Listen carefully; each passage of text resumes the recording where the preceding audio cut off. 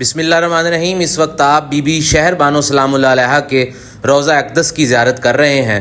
Be be شہر بانو جب امام حسین علیہ السلام کے نکاح میں آئیں تو ان کے ساتھ ان کی ایک کنیز بھی تھی جس کا نام شیریں تھا۔ کچھ عرصہ گزرا تو آقا حسین نے شیریں کو اجازت دی کہ وہ آزاد ہے، واپس جا سکتی ہے۔ شیریں اس بات پر خوش ہونے کی بجائے غمگین ہوئی اور کہنے لگی، آقا حسین آپ کے گھر نے مجھے بہنوں والا پیار دیا ہے، میرا دل نہیں کرتا کہ میں یہاں سے جاؤں، اور سنا ہے کہ آپ کے بیٹے اکبر کی بارات بھی قریب ہے، تو کیوں نہ میں وہ بارات دیکھ کر چلی جاؤں۔ امام حسین علیہ السلام فرمانے لگے، 61 ہجری 27 محرم کا دن ہوگا، میرے اکبر کی بارات تمہارے گھر میں ایک دن کے لیے رکے گی۔ شیریں اس بات پر خوش ہو گئی اور جانے کے لیے رضامند ہو گئی۔ جب جانے لگی تو آخری سلام بی بی زینب سلام اللہ علیہ کو کرنے کے لیے آئی، اور بی بی زینب نے فرمایا کہ شیریں یاد رکھنا، اگر کوئی قیدی تمہارے دروازے پر حاجت لے کے آئے تو اس کی حاجت کو رد نہ کرنا۔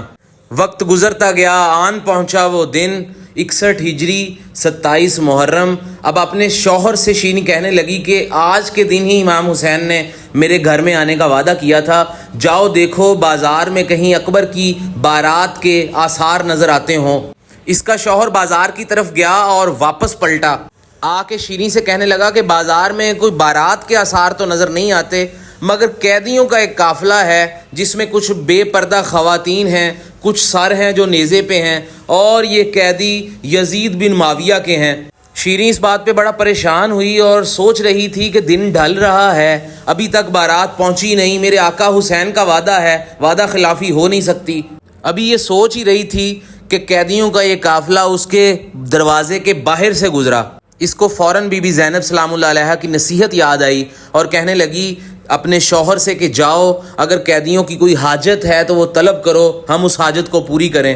اس کا شوہر باہر دروازے پر گیا اور قیدیوں کی حاجت طلب کرنے لگا۔ بی بی زینب سلام اللہ علیہ نے اپنے بیٹے امام زین العابدین سے کہا کہ اس سے کہو کہ کربلا سے شام تک ہمیں اپنے شہیدوں پر رونے نہیں دیا گیا، ہمیں جی بھر کے رونے دیا جائے۔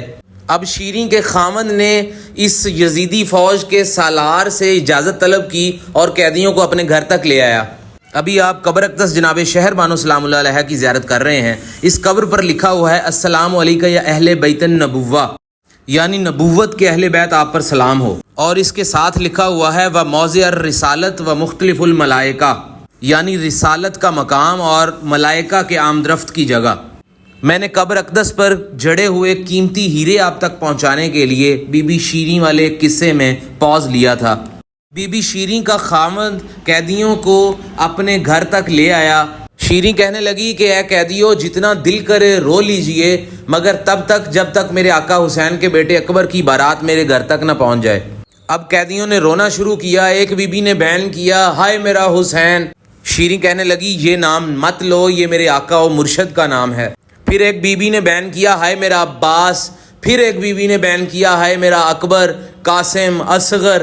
شیریں کہنے لگی یہ تو میرے سارے مرشد گھرانے کے نام ہیں، صحیح بتاؤ آپ کون ہو؟ تو بی بی زینب نے چہرے سے بال ہٹائے اور کہنے لگی کہ شیریں پہچانو، میں تمہاری مرشد زادی زینب ہوں، یہی اکبر کی لٹی ہوئی بارات ہے۔ شیریں کہنے لگی کہ میری مرشد زادی یہ بتائیے کہ میرے آقا حسین کدھر ہیں؟ بی بی نے نیزے کی طرف اشارہ کیا اور کہنے لگی کہ وہ سر جو ہے وہ آقا حسین کا ہے، ساتھ حضرت عباس کا ہے، وہ اکبر کا ہے، وہ قاسم کا ہے، وہ علی اصغر کا ہے۔ شیریں غش کر گئی، ہوش آتا تو پھر سے چیخیں بلند کرتی اور غش کر جاتی۔ اگلی صبح جب قیدیوں کے جانے کا وقت آیا تو شیریں کی روح پرواز کر چکی تھی۔ ہائے اہل بیت النبوہ، ہائے حسین، ہائے سیدہ۔